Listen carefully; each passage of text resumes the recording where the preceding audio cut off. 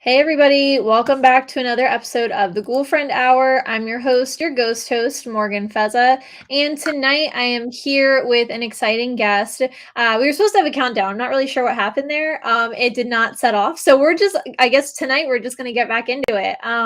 It is our first episode back in a little while, and I'm very excited that we have Doug with us tonight. So, Doug, I'm gonna pass the mic to you. I'm gonna let you introduce yourself and tell us some exciting stuff.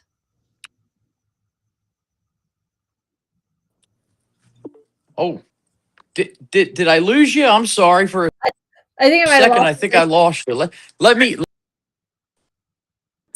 Yeah. So okay, it's okay. So can you hear me? Okay. Yeah, yeah. Okay. Okay. Good. I apologize. So I'm in kind of like a little open area here, so I'm coming close to the window. I'm sorry about Oh, that. you're totally fine. No Yeah. worries. So I'm Doug Hogate Jr. I'm the founder of the Jersey Unique Minds Paranormal Society, based right here in South Jersey. I've been investigating the paranormal since 2008. So what's that? 18, almost 19 years now. And yeah, had it's been quite the journey. Of course, just like anything else, a lot of ups and downs, but especially earlier on. But I mean, it's been great. Had a lot of great opportunities and still do. And yeah, just it's been exciting, and I'm always happy and willing, and I appreciate you allowing me to come on. And I've been looking forward to this and speaking with you.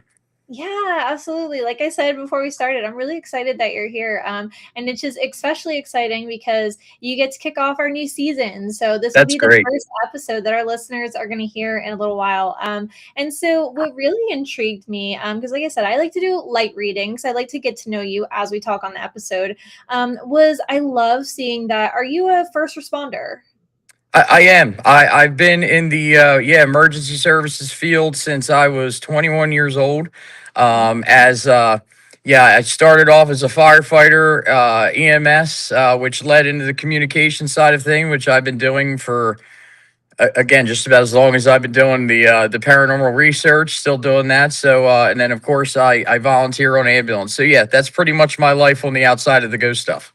Yeah, so what I think is so neat about this is I love one thing that has always very much intrigued me is first responders and the paranormal because I'm sure as I feel like there's two sides to first responders. You either have your very like science forward, skeptical, like I need to see it to believe it. And even when they see it, it's kind of like, I don't know. But then they have your first responders who kind of have a more spiritual aspect to them and very much believe in that life after death. And so I feel like some of the stories that I've heard and I've read about, they tend to experience more. So I think it's cool. I think you're probably, if I'm calculating this correct, either my second or my third person out of all the episodes that we've done who's a first responder. So this is a really cool moment that I think our Cool. listeners are going to get some insight into how you got into this. So tell me a little bit about what brought you to the paranormal, and did you start a skeptic or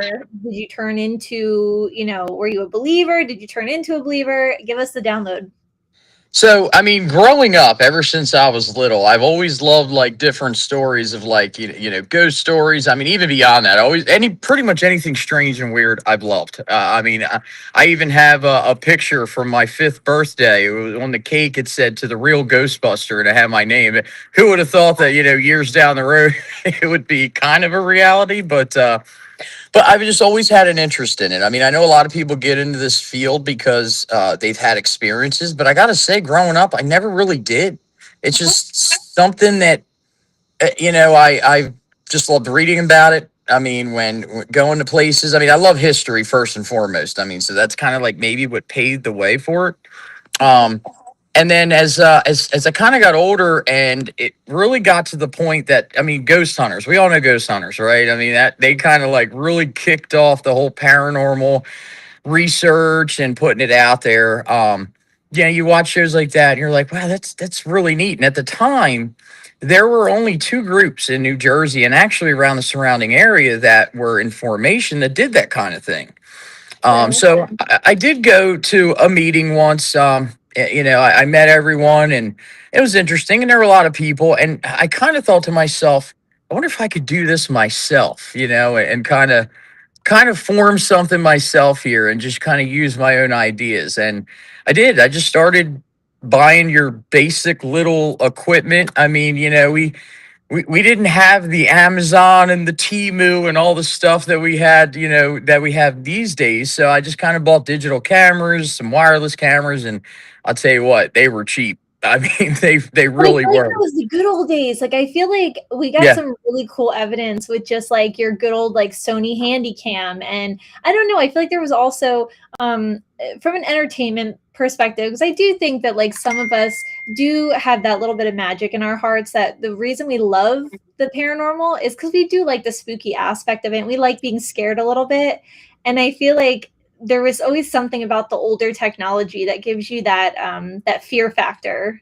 sure, absolutely. I mean, and I'll be honest with you, you're right. There are, hey, listen, this field has really progressed over the years. And um yeah, there's a lot of great, interesting things that are out there these days. But I mean, I know even to this day, I stay basic. I think the most advanced piece of equipment I have is my SLS camera. That is like my baby.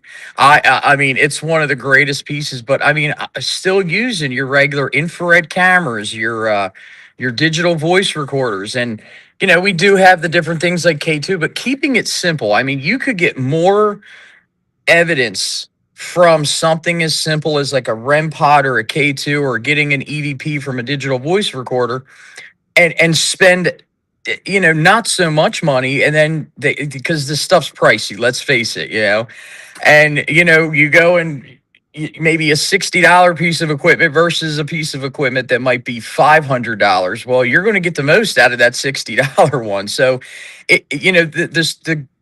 this people, the spirits that we investigate, they don't care what kind of equipment it is. They don't care the bells and the whistles. I mean, we have to kind of direct them to say, look, this is how this works. And if they understand and they want to communicate, they're going to make it happen, whether it's a $5 piece of equipment or a $500 piece of equipment. Yeah, Yeah. absolutely. I 100% agree with that. And I do feel like um when I tend to, you go into investigations with your big old briefcases and you have tons of stuff, but you always everybody has that tried and true couple of just they're your like closet staples. Like you just Mhm. reach for them every time. You just feel connected with them and you get really good evidence on them. So I think Mhm. it's important to tell that to a lot of our listeners, because we of course we have listeners that are experienced ghost hunters and investigators, and then you have some that like listening to paranormal stuff because they were once in our shoe. They were where we once were, and they're like, I don't know if I can do this. And it's funny because I've only been on this journey for, I think, about what, we're coming up on our third or fourth year. Okay. And I've been in the paranormal my whole life and I've had an interest in it. But I remember that pivotal moment from when I went to, always thinking like, well, how do I actually get into investigating?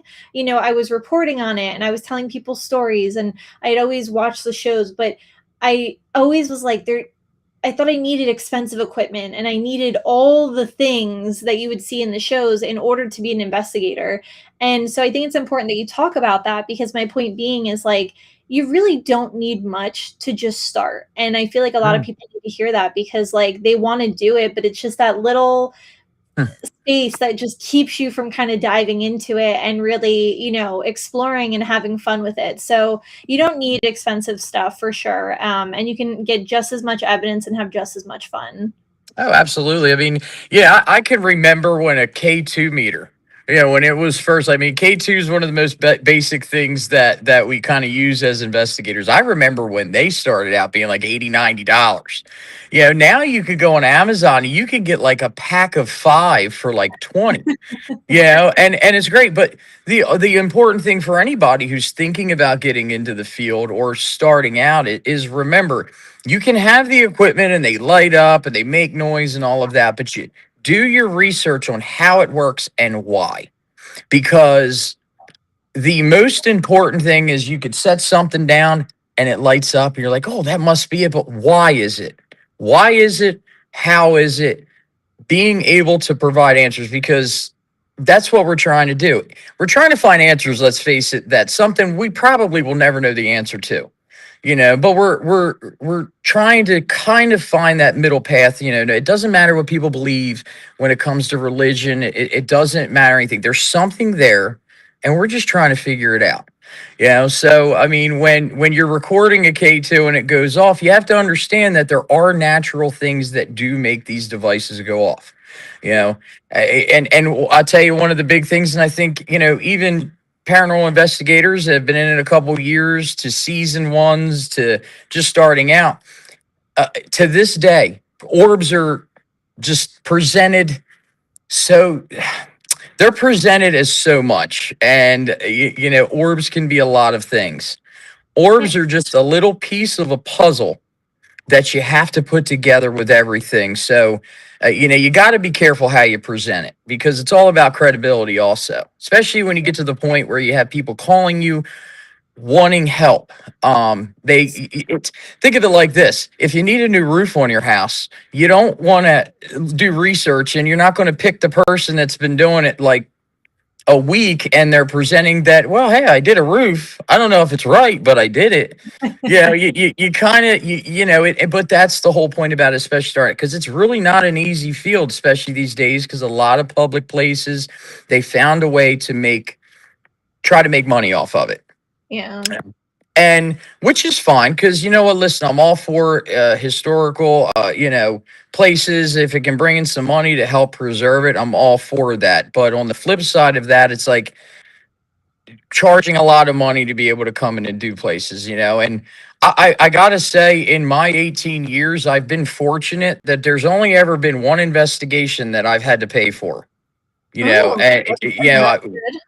yeah, so I've been fortunate to actually, because to kind of offer to places and saying, all right, here's the deal. Like, I have this kind of following. We have, um, we can help promote this if you allow us to come in.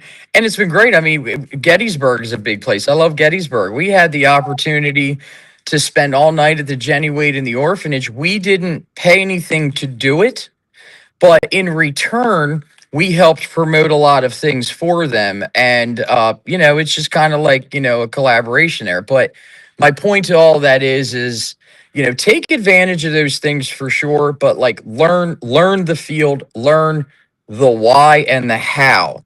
So when Yeah. you're presenting it, because you're going to have your skeptics and you're going to have people saying, oh, this is BS, you're nuts, blah, blah, blah. Listen, whatever. Then don't look at my stuff. That's just It's just just how what you it gotta. is. Like, if you're Yeah, not with it, you can just keep scrolling. yeah, exactly. But everybody loves hiding behind a screen, so that's just what they're doing. But again, it's still a tough field to this day. But the good part about it is a lot more accepted than it was in the beginning. I had a very rough time in the beginning because, as I said, there were only two other teams in formation when I formed Jumps. There was some one team. There was some kind of you know, feel back as in like, oh, well, who's this guy and whatnot. And I don't like that. I mean, this is all, I don't care if I've been doing it 18 years and someone else has been doing it 2 years. We're always learning in this field and learning from one another. I love unity. Yeah. And I love working with other teams because just the results are incredible. And, work together. We're not a Fortune 500 bunch of companies that are trying to compete to make a profit. Yeah. So, you just got to keep at it. It's a lot more accepting here. Just like anything else, it's going to take work, but present yourself, and also don't do it to try to be famous or think you're going to get a TV deal, because I'll tell you right now, you're going to waste a lot of Mm. time. But we Be a do have the, passion project for sure. yeah, I mean, we do have the luxury these days of having social media, having YouTube. Um, and and people can present that, and that's a big help. Again, people are going to seek help, and that's the first thing you're going to do is see the stuff that you've done. Yeah. So yeah, so I mean, just keep at it. You can't give up. Anybody watching wanting to get into the field or starting out, it might seem slow. Don't give up on it, because I'm telling you, if you keep at it, keep pushing through it, you'll make things happen. I think it's really important. And again, this is another thing that we touch upon a lot on this podcast is community. And it was one of the reasons that I decided to actually step into the paranormal community. And I loved the camaraderie.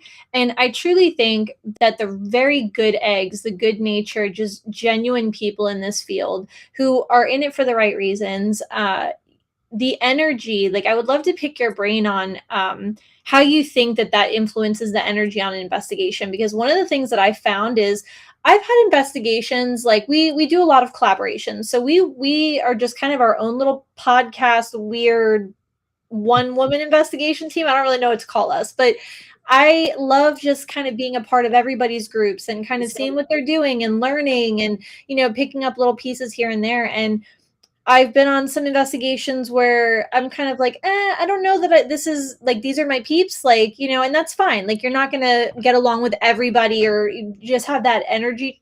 I don't really know what to call that, just that vibe.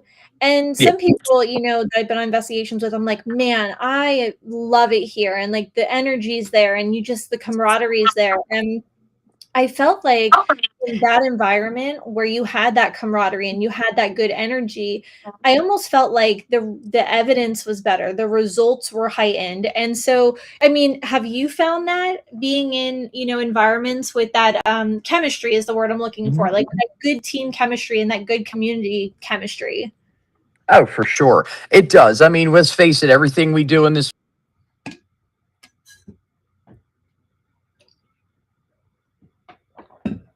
Oh, I think I might have lost you. While we're waiting to grab Doug back, I'm going to hop in. And so LBPS is Lower Bucks Paranormal Society. They are absolutely amazing. So I'm going to give them a quick shout out. I did an investigation with them. I have hung out with them many a time at just tons of events. They are truly a family oriented, wonderful investigation team, and one of the ones that I have been so honored and privileged to have been a part of and been accepted into their little fam, and always been invited and welcome at any events they were doing. Just absolutely wonderful people. Big shout out to Chris and Sherry. You guys are just amazing. So yeah, I had to give them big kudos. Hopefully I get to see you guys soon. But another thing, while we're waiting for Doug to come back, we are going to have actually a couple of like back-to-back episodes coming up. So we're going to have quite a few guests. It's just been our inbox has actually been very busy and it's been exploding. So all right, we got him back. Listen, I'm sorry. I don't know. The building I'm in has Wi-Fi, but it's terrible and it keeps cutting in, and I don't want to ruin your episode, so I'm so sorry. Oh, don't be sorry at all. When I tell you we've had weirder stuff happen, we've literally had one of my co-hosts at one point, her laptop like crashed in the middle of the episode and like blew up, and she was like, I don't know what to do. And I was like, it's fine. I'm like, this is Okay. what I'm saying. Keep it organic, keep it real. We're all good. Yeah, okay. And I did hear you. I was hearing you just fine. I heard you had mentioned Lower Bucks County Paranormal Society, and Chris. Listen, they are. I heard everything you were saying, and I just have to back you up with that. They're amazing. They're great. I've known Chris for many years when he was down this way, and I reach out to him every so often, and I give him kudos because they're doing some incredible things. And I mean, so yeah, if he's watching, keep up the good work, brother. I'm telling you, it's amazing. It's great stuff. They are awesome.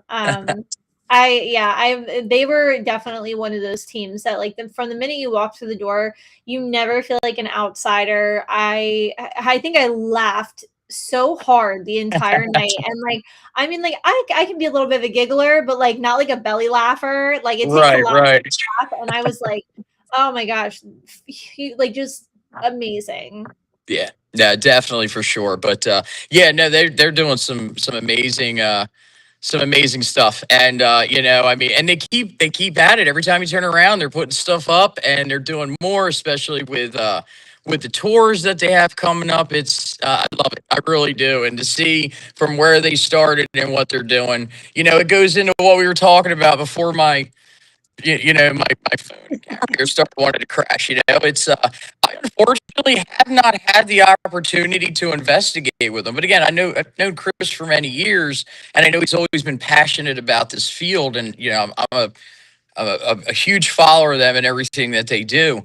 And you're right, like you said, if you've had that opportunity to be with them, it does. That energy really makes better results. And because I mean, let's face it, who we're investigating, they were people too. And think about it: if you got people in your house, you're having a house party, and people are like coming and they just aren't vibing, it's just not going to make for a good time. So why are you going to bother with them?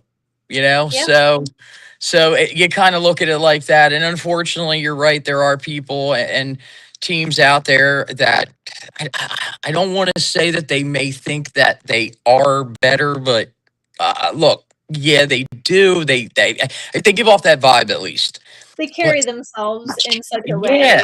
Yeah. yeah, and I mean, it's like, I hear, I do have people that tell me. Luckily, I mean, hopefully not behind my back, but I've had a lot of people tell me that they think I'm a nice guy and great, and I try my best with that because I don't care if I've been doing this 18 years. It's not about that. I mean, it's nice because I've had a lot of people tell me like, you're one of the people locally that have kind of set that path for the rest of the teams. I'm like, well, I don't want credit like that. Everybody does their own thing and puts themselves out there because of the hard work they put in. So yeah, it's nice to have that, but I'm just happy to just keep the legacy going on in that field. Absolutely, absolutely. And so I want to circle back because I want to touch upon it a little bit more. So as a first responder, Okay. have you had any paranormal experiences on the job that you were just like, hey, like I couldn't explain that and it was really strange. And then I'm also going to pick your brain a little bit on your life after death beliefs. Okay.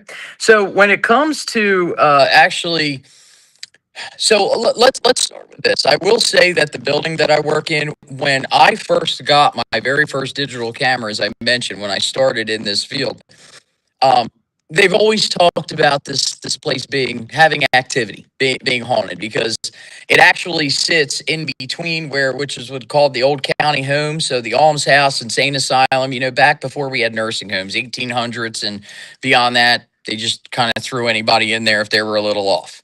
So we have cemeteries surrounding us that is unmarked as well as marked, where people just weren't claimed, so they were buried. So we kind of sit right in the middle of where that old county home was, or county farm is. So they've always said there's been activity here. And so, of course, I get my digital camera. The very first piece of equipment I got when I started snapping pictures. And sure enough, down in the basement area, I took a picture down a hallway, and there's a door with a glass that's in the doorway. So of course, when you're doing research, when you take pictures, you want to zoom into things, you want to look around and stuff. And when you zoom right into this far, and I'm going to send it to you after this, so you can take a look at it. You zoom into the far window all the way down the hall, and there is a face, and its mouth is wide open. I mean, to the point that you even see it's like eyebrows. You know, and this picture was taken in 2008. So like we didn't have the chat GPT for anybody to be able to go and alter it. Like this is from a true digital thing. So the building itself we work at, yes, there's some activity, there's some things that happen. Being out in the field during emergencies, I can honestly say personally, there's always so much going on. It's tough to be able to say like, oh, that was interesting. What was that? Because you're trying to focus on whatever it is that you're doing.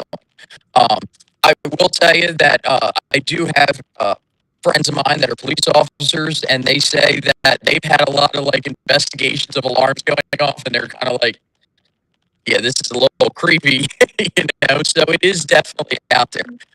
So yeah, being a first responder, especially in emergency, that gives off some energy. I know myself, as I said, not personally ever really had anything because I've always been focused on what I'm doing. But you never know. I mean, I'm sure I probably been hit upside the head a couple of times. I just haven't been paying much attention. Yeah, absolutely.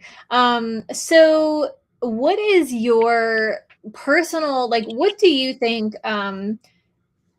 having done this now for so long, uh, maybe I should pose it as this.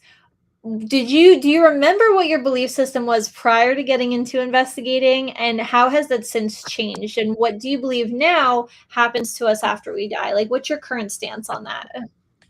Well, of course, when you're younger, look, I'll be completely honest. When I was younger, I tended to be quite cocky. I really want to say that, but it's something I realize now that I'm older. I wasn't ever like either. Oh, I think your sound's going out. Oh my gosh, is it because I'm I? convinced it's my podcast. I think we're haunted. Oh my god, I'm sorry. Hold Oh, I on, got let me. you. You're Okay, good. perfect.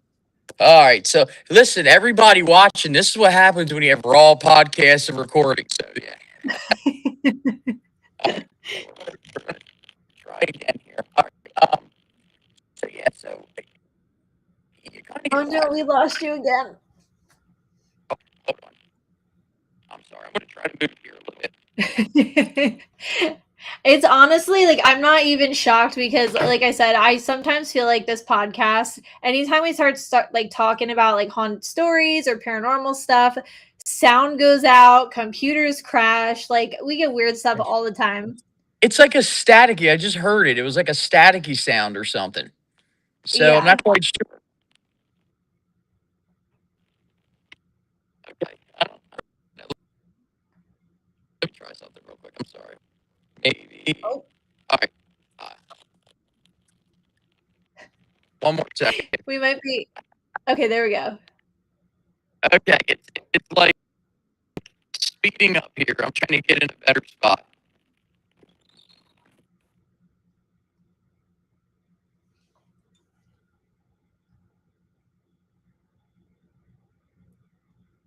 So yeah, to everybody that's hanging out, if you are new to the Ghoulfriend Hour, we we How was always that? joke that the podcast is cursed. If you listen to previous episodes, you will see that without fail every single time, if it's not my computer or my microphone that's having a meltdown, it's usually one of our guests, and we always just chalk it up to whether or not it is, we just like to have fun with it, and we say it's our friendly residential Ghoulfriend Hour ghost that's just checking in, and it wouldn't be an official Ghoulfriend Hour episode without some hiccups. But if anybody's in our comment section right now, or if you're watching on TikTok, Facebook, YouTube, Twitch, make sure share this live, give us a follow, subscribe, so that you can rewatch this episode later. And make sure we're on the hunt this fall season for some new listener submissions.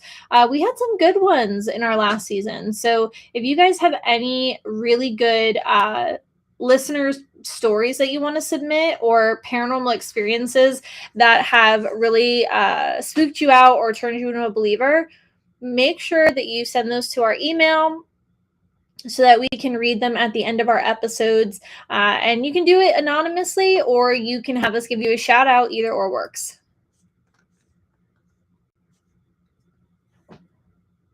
You are, but no sound.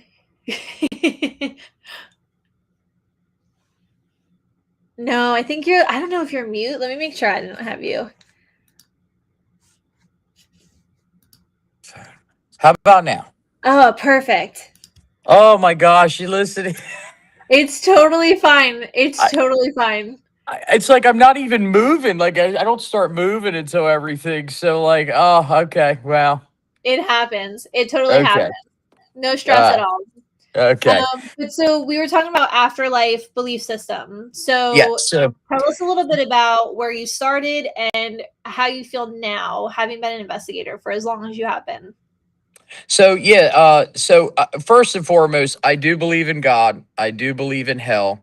I believe in evil and good, 100%. It wasn't so much I paid much attention to, earlier on until there were some sketchy things that did happen.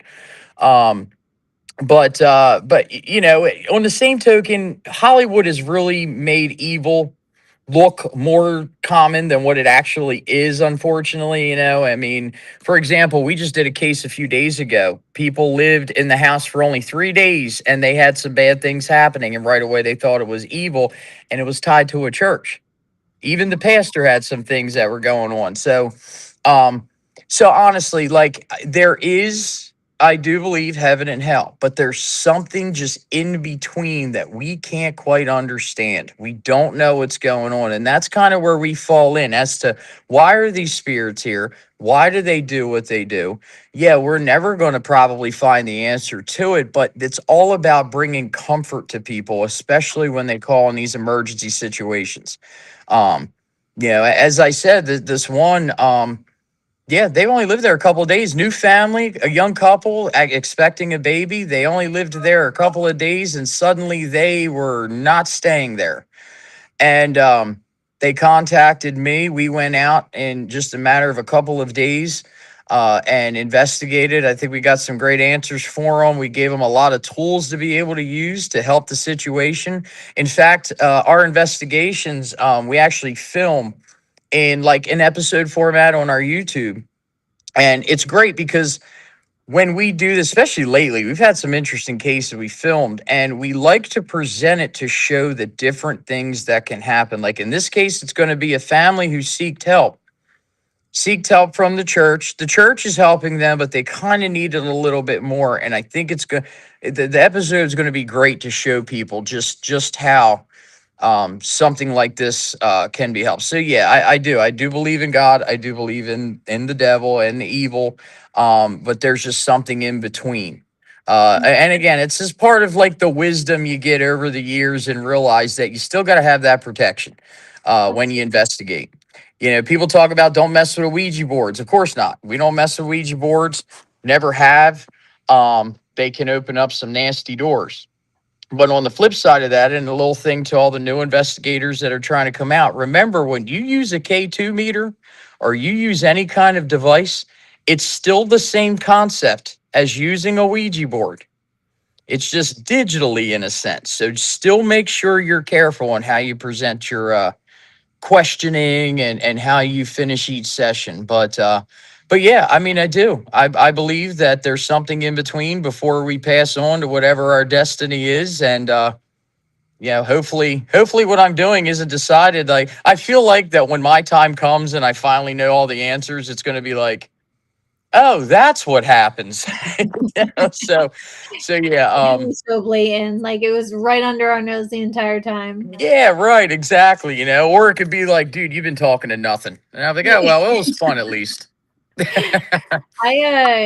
so funny, because you touched upon, in a sense, divination tools. And I I used to be a little bit more afraid than I am now. And I think that that has helped with a lot of things. But there's one app that, like, I don't know what it is, and I would like to see how you feel about it. That just every time somebody uses it at an investigation, to me, like, have you ever heard like just a noise or a something that just makes it feels like nails on a chalkboard, or it just makes your body feel very unsettled? There's this Mhm. the Necrophonic app. Yeah. For some reason, I don't know what it is about the Necrophonic app. Every time, like, I don't use it. I don't know. I just don't like it. And every time somebody uses it around me, it is like it just sets off my like stranger danger meters. Like I'm just like Yeah. I feel like I don't know. And so I don't know if you've ever seen it or if you've ever used it, but I'd be curious to know, like, have you had any experiences with it and what were your thoughts? So when it comes to apps, I don't use apps. So I mean, apps are designed to do certain things. It's not. I mean, I like to have a very controlled setting when investigating, and when it comes to apps and things like that, our phones do a lot. But and yeah, they do have the capability of capturing things. But I feel like it's nothing to be able to pinpoint exactly as to yes, that's it. You know, like that app, or you do have an SLS app that uses the lidar on the phone, but you know there's a lot of other things going on. When it comes to using things like the spirit box where the voices come out, I mean, we use actual calibrated uh, AM, FM radio frequencies to be able to present that voice out. That's through actual radio transmitters and things like that. Because the apps, again, I'm not saying that they're not, but it's really hard. I mean, I need something a little more solid Yeah. because anybody can design something. But when it comes to what that app does, because that's the one where like the voices will come through. You'll suddenly get a random voice or at least a word. Um, it's Yeah, it's really tough, I think, with an app, but it can be frightening if you're not sure, especially when something you ask a question and it gets like maybe something a little too specific. Yeah. But yeah, when it comes to something like that, like an Ovulus 3, which is a little more controlled because its own device. But see, again, when voices and words just come out, you gotta kind of put it together as a puzzle. If I'm asking a question like, oh, what year are you from? And then it says like soldier. Well, I have seen people go soldier. Oh my gosh, they must be from the Civil War or Revolutionary War. Be like, yeah, let's ask some more questions to see if that's what it was actually saying. But you're right, it can be pretty terrifying. I mean, hey, I could sit anybody in a chair and say, hey, whatever voice comes through here is legit and scare the crap out of them. But that's just not definitely not something I want to do. But you're right, it can be terrifying. But it's all about piecing it together, every little detail. Yeah, I agree with that. Mm. And so one thing, so you had also touched upon Hollywood and kind of the way that it depicts evil. Have you ever come across anything that you truly believe was evil, and what was that experience like? So I can only say there is one in particular that I don't want to come out and sit there and say yes, 100% it was evil, but it was not nice. We investigated a location up in Perth Amboy many many years ago called the Proprietary House, and one of the claims there was one of the people that worked volunteered there. They were up in the attic area, which of course attic areas you have a lot of mechanical things, so they're giving off a lot of high electromagnetic field, which can naturally make us feel ill. So he was up there, and I think they said they were like bringing down Christmas decorations or something one year, and he was standing there, and suddenly he thought he was having a heart attack. So to the point that they called the ambulance for him, they brought him downstairs, and he suddenly started to feel better. They came, he even refused treatment. So it was kind of like, well, maybe I just had something reacting to something. So they waited like a day or two and went up, and it happened to him again in the same spot. It ended up all total happening 3 times to him. So, he even got said to the point that he went to the doctor and he's like, you're fine. So, again, can't really say that that's fully paranormal. Well, I remember there, if you're going to, I look at it like this, my job is to try to validate things for people and help them. So I stood exactly where he did. And we did measurements in the room, really was not that high. So I actually said, make me feel how you made him feel. And when I tell you, it was kind of like imagine being in a tub and it just starts filling with water from your feet up. It got to the point it started at my ankles, came up my legs to the point that I started to become sweaty and feeling ill, like tightness in the chest. So I removed myself. I did it twice after I started to feel better, and every single time. So after doing that, though, we started in that area getting some pretty like nasty smells, a lot of bangs and activity. So yeah, I mean, I think there was something really not so nice in that area. But God, I've done so many investigations, and a lot of it, people portray it as thinking it's evil because of how it makes you feel, and it's terrifying. And as you said, Hollywood really does a lot to portray that, even television. I'm I'm not going to name specifically the show, but there's one in particular that is on. And Yeah. no matter, listen, they could go into a house and you could say it was a sweet old lady who passed away and she was the happiest woman in alive, and all of a sudden they're presented as being something evil. Yes, absolutely. It's just trying to get that scare factor out of it. And it's not all about that. Yes, it does exist. Yes, it can happen, but you got to recognize it, know how to protect yourself, Get yourself out of those situations. And I always tell people that are investigating with me, if you're not comfortable, let's go outside. Let's compose ourselves because we still have to keep an eye on ourselves and protect it because this stuff is real, whether you believe it or not. Absolutely. Absolutely. So, And that's really sound advice because I think a lot of people try to kind of be soldiers and kind of just push through. And that's when you end up in sticky situations. So safety should always be a number one priority in any investigation. And mhm, there was actually kind of Lower Bucks. One of their gals on their team actually had just posted about that because she had been in a situation where she was facing some challenges during an investigation and was feeling just something wasn't right. And I thought that was so important to talk about that because I've seen things go south very quickly in certain investigation settings, whether it's neurological, physical, emotional. And if you don't protect yourself, I mean, I used to think that it's very few and far between that you could bring things home with you, and I learned a lesson very quickly, and it's one that I will never forget. That it is very easy if you don't do things the right way and you don't listen to that gut, that inner voice, or just pay attention to making yourself a priority. That you can bring some pretty serious things home with you, and it's not fun. And it depending on what you're dealing with, it takes a little bit to get rid of. And yeah, I don't know, safety is just that's a big big big big big one.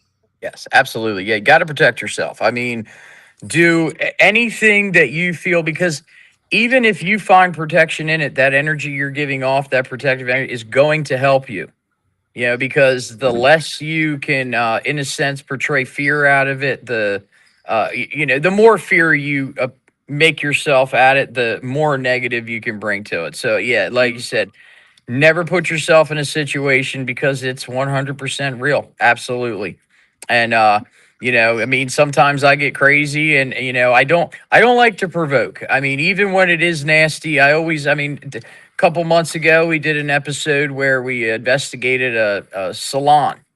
And on the SLS, it was clear as day. This figure standing next to me and it's wrapping its arm around me and it looks like it's punching me. Well, to me, I'm like, I'm too nice for someone to want to punch me. Maybe it's giving me a hug.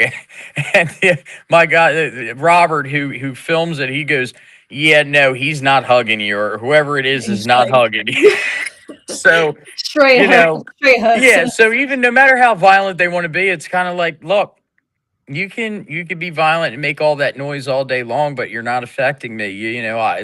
Let's talk. Maybe I can help you. And if not, it's how you portray yourself also. Absolutely. I think it's important for people to remember that I do think for the little time that I've been doing this and just research and learning, I kind of tend to think that spirits or whatever it is that we're dealing with, if it is spirits, they tend to really be a lot like us, just in a spiritual sense. So, like, I feel like if they're grumpy in life and they're kind of stuck somewhere, they're gonna be grumpy in the afterlife. So you kind of have to deal with them just like you would deal with any person on the street. And the best way to deal with, like, if you're dealing with a bully, is to, you have to kind of put forth a certain energy and a no BS kind of attitude. And it's not that you, like you said, it's not provocative, and it's not like I'm going out of my way, but it's like setting that boundary. I think boundaries are so important in investigating and being like, hey, you may be malicious, angry, sad, whatever it is that's going on there, but like we're not putting that on to me. And I'm not going to communicate with you if that's what you're setting forth, and just be Mhm. real firm on that. And I feel like people don't, if they're new to it or they haven't done it before, they feel it's almost like an uncomfortableness. Like they don't feel comfortable setting that boundary, or they don't really know how to deal with it because they can't see it. So, yeah. Right. I think I lost you for a second. You still have me, right? Yes, I still got you. Okay, good. I was like, oh my gosh, I'm sitting there I, doing this, so I saw it loading, so I was like, I'm gonna keep talking, and I just know that keep I was like, going. I just know he's gonna come back. Yep. Yeah. Yeah. So, but no, yeah, absolutely. Yeah, it is. And yeah, it's all how you portray yourself because also you got to remember this.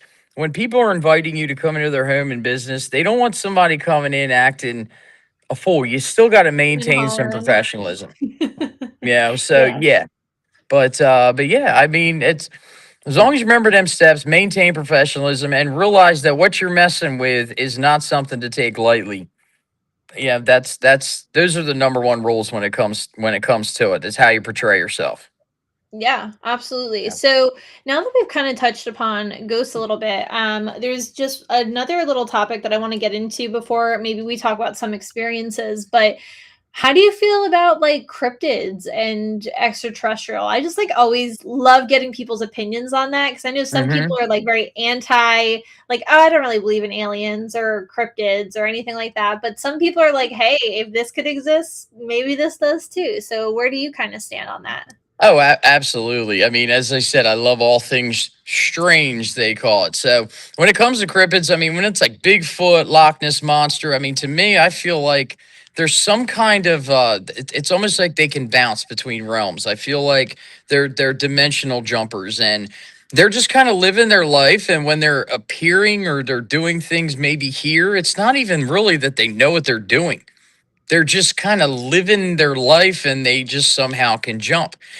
It could be the same thing with stories like the Loch Ness Monster. It's just when people capture these pieces of evidence, they're just at the right place at the right time.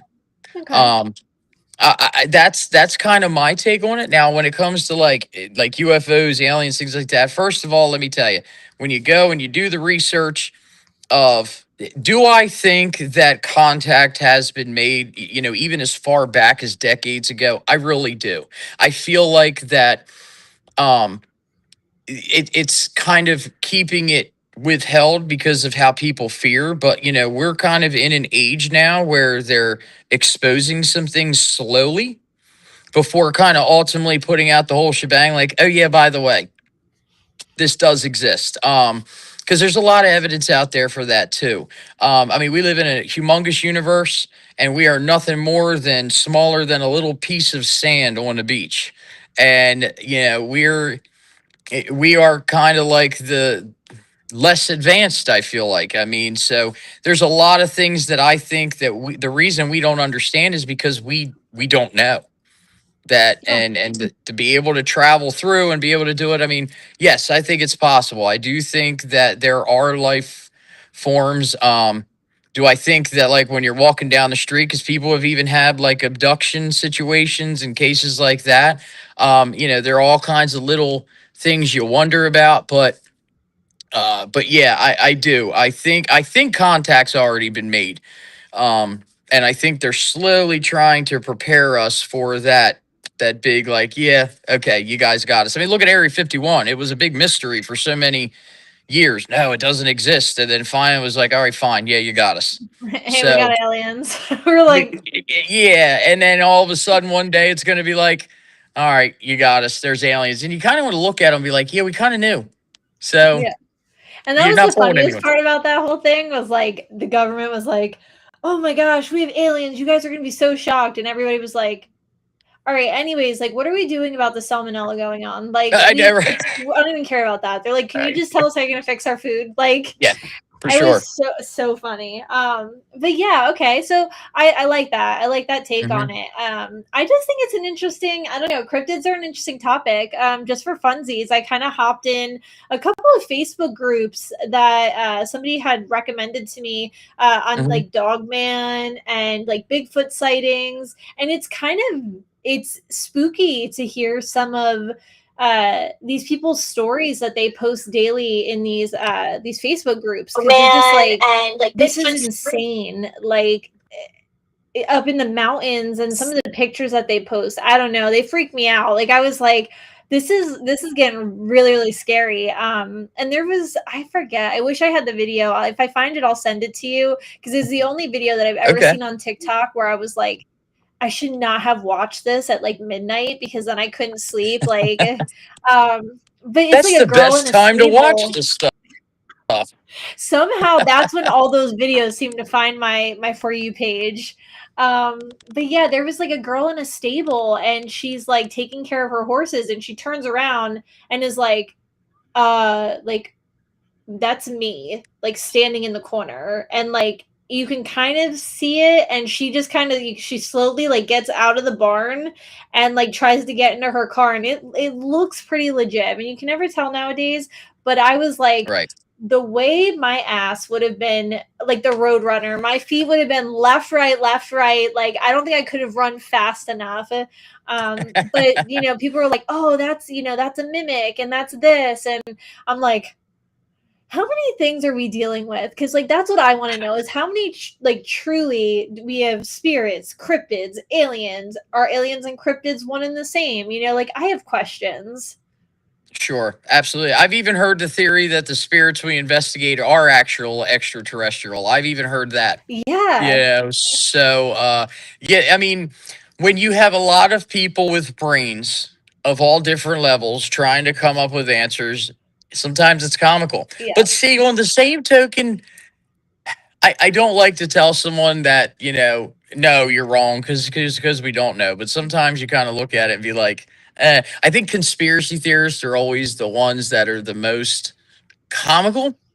Um, because I don't want to say comical because I in no means mean disrespect to anyone that's got their own theories on things because we all have our right. But you know, when you hear things like the earth is flat, we didn't go to the moon and things like that. I mean, there's like legit scientific evidence of these things, and you know, fine, believe in what you want. Who cares? It yeah, doesn't make you a bad person, you know. But like, have your beliefs without trying to push it onto someone who believes something else. I mean, yes, I've encountered a lot of skeptics that want to come up to me and say this is fake, nothing, everything. I'm like, look, I'm not forcing it down your throat, you know. But on the same token, if you want to fight with me or argue with me, I've got more evidence that supports that there is something going on than yeah. you have evidence of telling me there's not. Yeah. So I don't know. you I know, hit him with my favorite power move. I'm like, listen, man, agree to disagree. I'll catch you on the flippity. Like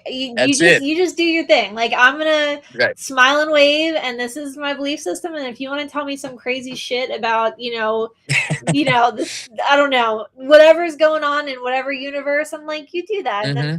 just go on your merry way. But I do Yeah. agree with the whole like, you know, you believe what you believe, but don't shove it down my throat if it's not what I believe. Yeah, you know what? Hey, I think sometimes I always say I'm gonna just come up with some off the wall conspiracy. I Or got it. We rumor. should start one. We should start one and say the Earth is a question mark I'm down for shaped like a. that. So if you're That's it. listening, All right. guys, if you're listening, the Earth is shaped like a question mark. Yes, that's it. I love it. All right, let's. But we're getting T-shirts made, Yes, I love it. and the moon is the dot at the bottom. I like the moon's made of cheese. Oh yeah. Well, I mean, hey, I like cheese, so if I ever had an opportunity to go to the moon, I'd, you know. That's the only thing But motivating me. let me listen. I'm going to ask you a question. I Okay. always ask people this: Yes. if you had the opportunity to go to the moon, not to live, just for a couple of days, like they do, would you do it? I want to say yeah, because It's a huge. yeah, I mean, like I don't know. I think about. I never actually have had that question posed to me, and I had to think about it for a second because I'm like, what if I get up there and I don't like what I find? Like, do I want to just be like pleasantly naive down on here, like on Earth, and just Yeah, have right. my delusions? Or do I want to go to the moon and like see some ish and be like, well, now I can never unsee that. So I have to live with that for the rest of my life. Yeah, that's true. I always ask people that when we get into conversation. I'm like, "But," and a lot of times you get, no, why would I want to do that? Be like, because think about it. You could have people talk about, I climbed this mountain, I did this, and he was I like, yeah, went well, to I've been the to the moon. moon. Be like, So, yeah. pop that. You may have climbed So, Mount Everest, but I went a little bit further. yeah. I'm like, oh, you talk about that little anthill down there? That's cute. I love it. I love it. But yeah, I uh, mean, and this is what's so much fun about like metaphysical paranormal is like there is such a like a plethora of things to dive into and wormholes to go down. Like I can't even mhm. tell you, Reddit is the worst thing to ever happen to my life because like the amount of stories and just threads that I get into, and I feel like it's like those little Russian dolls. Like you open one Hmm. thread, and the next thing you know, I'm like 56 threads deep somewhere, and it's 3 o'clock in the morning, and I'm like, I need to put this down and go to bed because I have 5 million questions. I'm a little bit terrified, and like now I want to see 50 different locations. Um, Right, right. but yeah, so Yeah. It's always an interesting conversation no matter how you do. You could go on for hours, days, weeks, all that. So, yeah. yeah, so tell me, because I know we have another topic to follow this, but tell me about some of your most profound experiences in the paranormal. You know, what were some either oh shit moments or moments where you were like this is irrefutable evidence and has completely blown your mind? So, I mentioned the one about the proprietary house. It's always one that sticks. I go back to Gettysburg. I remember there was we actually have that on camera. I remember so in the the Homestead Orphanage. So, a little background story with that. You have a lady, Rosa Carmichael. She get right. You know all about her, right? Not a nice woman to the kids. She would throw them down in the little basement area and just yeah, it wasn't nice. And so I'm standing down in the basement with it's myself and then three other team members. So I have somebody that's in the back part, like where the little dungeon area was. She threw them down, and then in the part where the table and the toys are. So I'm kind of standing in front of the wooden door, and I'm like kind of talking some stuff to Rosa Carmichael, like, "Look, you could do this to kids. Let's see you do something to me." Well, it's quiet, so I start having a conversation with the team, and that wooden door just slams on me, almost knocked me on my behind. But that was something interesting because I'm just like, yeah, that would normally terrify somebody, make them run out. I'm like, do it again. Yeah. Yeah, it's just, I mean that's one that really sticks out. It's there's been a lot of things that have happened, things that really stick out. I talk about the one where it's like punching me, but when it comes to the experiences of doing this, I want to say the biggest, most best experience in it is yeah, you have your paranormal things, but it's always the experiences that you can have that your clients have had. So you can kind of help validate because they're already calling you think they're crazy. Yeah. To be able to like pinpoint specifically like where they say they might have gotten scratched or touched or pushed, and then when you can have that same thing happen and actually like have physical evidence of that, that's what to me it all boils down to is being able to have those experiences to help people and validate it, especially when you can find physical evidence with it. I mean, gosh, there's one, the flashlight game. We all know the flashlight game in this, right? Got the little flashlight just barely on and off, set it down, have them tap it. We got like 15-minute conversation at a bed and breakfast from the Revolutionary War of answering yes and no, and the light coming on demand, and it's on camera. Great stuff like that, So it's like, while there's really like a couple of big ones, it's the little ones that help validate and help the client feel more comfortable. That is meaningful for me. Again, like this case we just did a few days ago, we really helped. We got to the point where I keep checking in on them to see how they're doing, and they actually said, it's nothing more than an annoying roommate now. We're not terrified of it. And we were able to kind of have the same type of things that they were experiencing happen and validate it with the tools we gave them to kind of help with it. I mean, that's where it pays off. So those are the experiences that really help me remember having when we can just help people with this when they're terrified. Yeah, absolutely. Yeah. And it's funny, I love that you touch upon Gettysburg because Yeah. that was my husband's first real, and he's a first responder.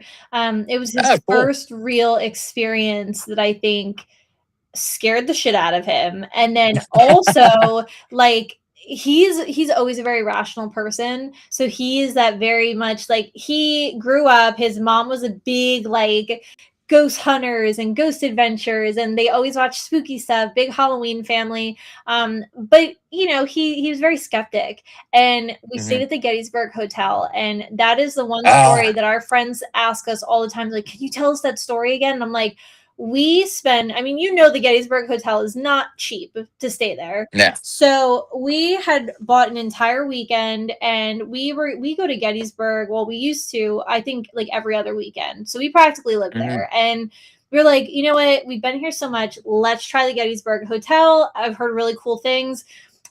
We made it one night and left in the middle of the night. I'm pretty sure we left clothes behind. I don't even know all of what we grabbed, Wow. but we were out of there because we had so many experiences that like we could not sleep.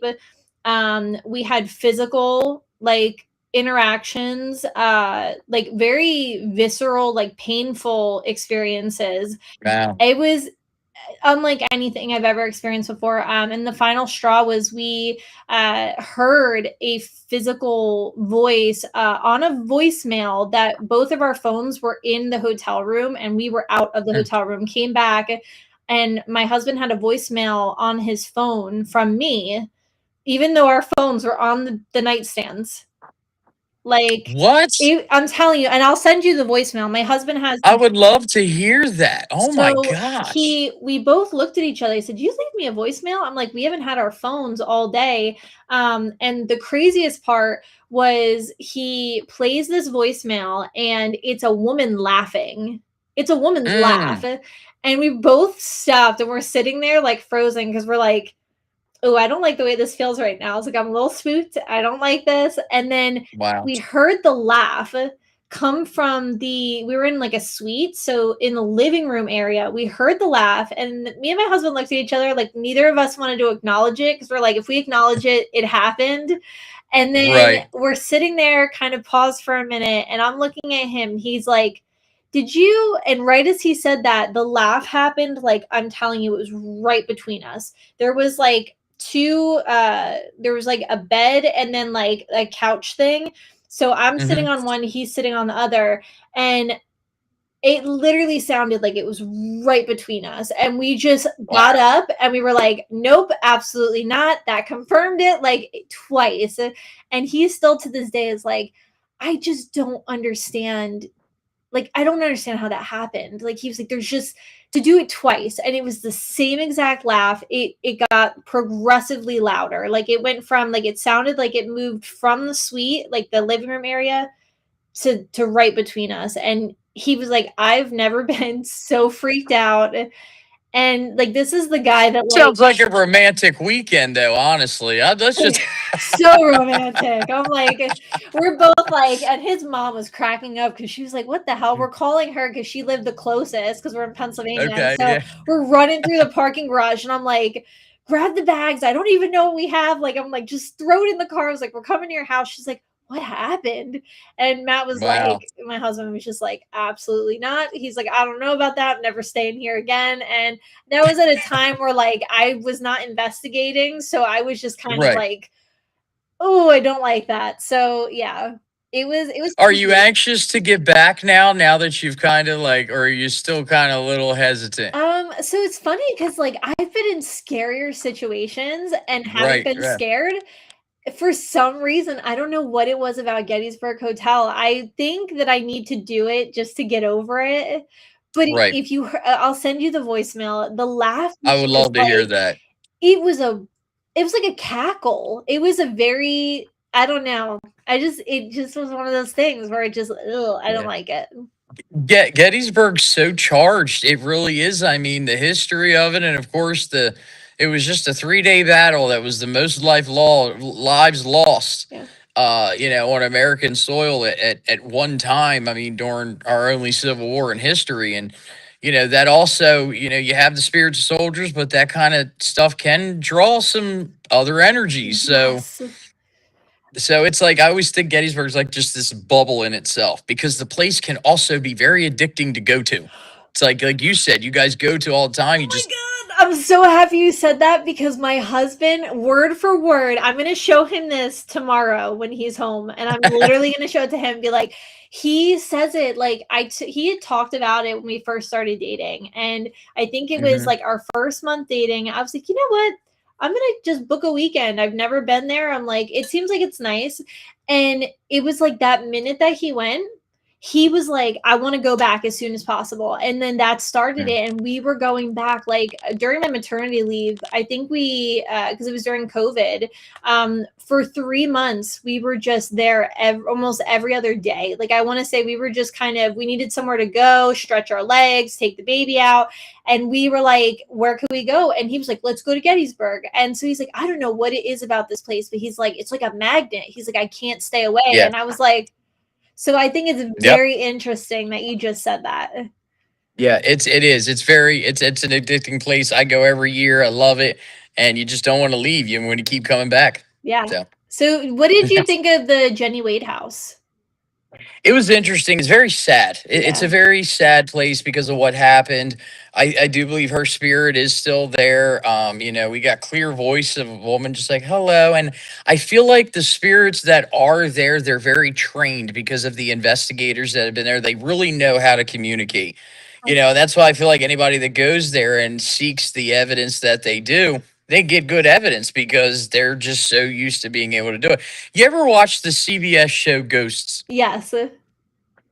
I listen, ever since watching that show for whatever reason, I feel like that's how it is. So like I think there's an episode on there where they actually have a ghost hunter coming in Okay. and they're kind of looking like what is this guy doing? You know what I mean? And it's like that's a prime example. I feel like the spheres they're like, all right, we're tired of talking to people, but fine, let's just amuse them here. Lights going off, but it's like they're trained because they're used to communicating. So yeah, it did Jenny Wade has it's very sad. It's a very sad history. And the fact of being trapped there, it's just that energy that's there, with her.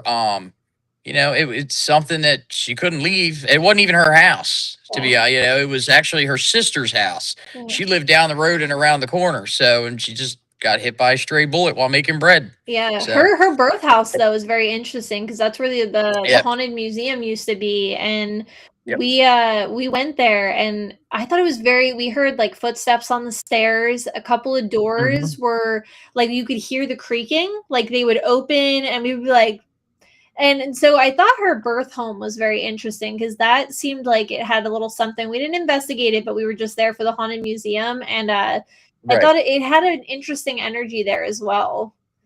Right. Yeah. No, it really is. It is a great place. I love it, and I love going there. Yeah, I go every year. We're coming up in another month going there. So, There you so go. yeah, yeah. Awesome.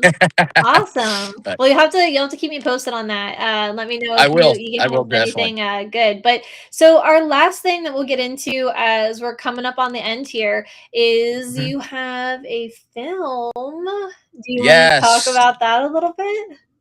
Absolutely. So many years ago, for about 7 years, I helped co-host a podcast ourselves called Paradelphia. I did it with a great good friend of mine, Rick. His name was Rick Pruitt. Unfortunately, Rick lost his battle with cancer back in 2022. Oh, I'm sorry. But yeah, I mean, it was definitely tough. But one of the greatest guys you could ever meet, and so we were mutual friends with Mario Cerrito. He's a filmmaker and he's done horror films. That's like his specialty. Well, back when Rick was alive, we always talked about we need to do like a paranormal horror movie, and we always just kind of like we got to do something that's different Yeah. compared to what everyone else has done. We spent many years trying to come up with a concept. So we wrote a script, a 94-page script. After a lot of work and doing it, it really came out great. We held auditions, we selected a cast, and we officially are going to start beginning filming the end of October Okay. into November. The cast we have is amazing. Such a wide variety of talented actors. We even have a girl who plays one character. She's actually in school for filming. She goes to Syracuse University, so it's great. I mean, we actually this next weekend we have a table read of the script. It's our first table read where everybody's together to read their part. It's been such an amazing process. Mario knows everything he's doing when it comes to filmmaking. This is something new for me, Okay. but the experience so far has been incredible. And I think we have something that he describes, and he's had a couple of his people who are experts read that script in a sense in that field, and they really said that you guys have a concept here that could create its own genre, its own paranormal horror Oh, genre, and I'm excited about that. So Yeah. yeah, so it is a found footage type film.